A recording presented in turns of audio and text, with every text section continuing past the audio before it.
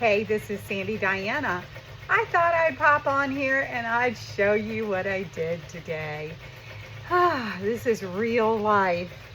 I mean, it's beautiful, isn't it? Absolutely gorgeous. I cleaned off all of the water soluble stabilizer, flipped it over, and this is what I saw. Yeah, so I thought, well, let me just show you how I'm going to solve this problem. And if it doesn't work, I provided the towel. It's a gift. So we'll just throw it away, call it a day, right? Throw it away, call it a day. I have the Peggy Stitch Eraser, and I've been using it for a while now. And I will just tell you, it is super hard to take out stitches on tearaway. So you gotta be really careful, real gentle, because you don't want to eat through it, and it's different than cutaway. So I'm gonna just show you. I want to see if I can zoom in. I don't know if I can or not. Let's pause and see if I can. Okay, this is about as close as I'm going to be able to get you. So I'm just going to start using it. And sometimes you have to work it from the side. It doesn't always just clean it off. So in this situation, I already figured out that I need to go in from the side. And I'm just going to start gently.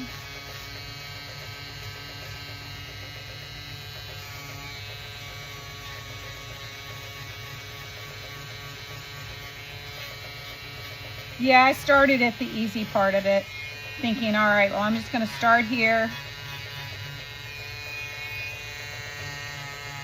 And you may get to the very end, and depending on how the underlay was done, you may have to use a seam ripper and pick it all the way out, scissors, and pick it out. Hopefully I'm not blocking your view.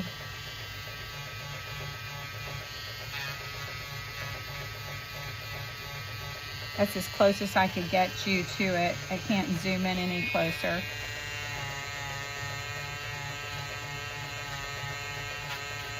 There's a spot right there that wants to be trying. And I'm just going to cut over top of it.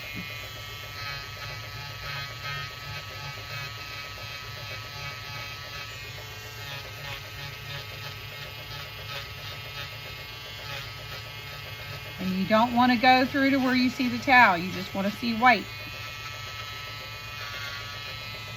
Okay, move that out of the way. I'm going to go to this part of the A.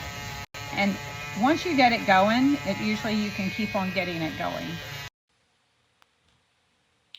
So at this point in time, I stopped. I had another towel on the machine at the time, and I was trying to set the next one up to go on the machine. And so I stopped, and I'm laying down the stabilizer, the tearaway, and I'm measuring, and I put my picture there, and I tape it all in place. And then here's my other one, and I realized that my water-soluble stabilizer got stuck. So I'm like, maybe I should hoop the next one. So I'm taking it apart right here, and you can see how easy it is to take and clean up the back side. And then I decide that I'm going to put the hoop behind that one.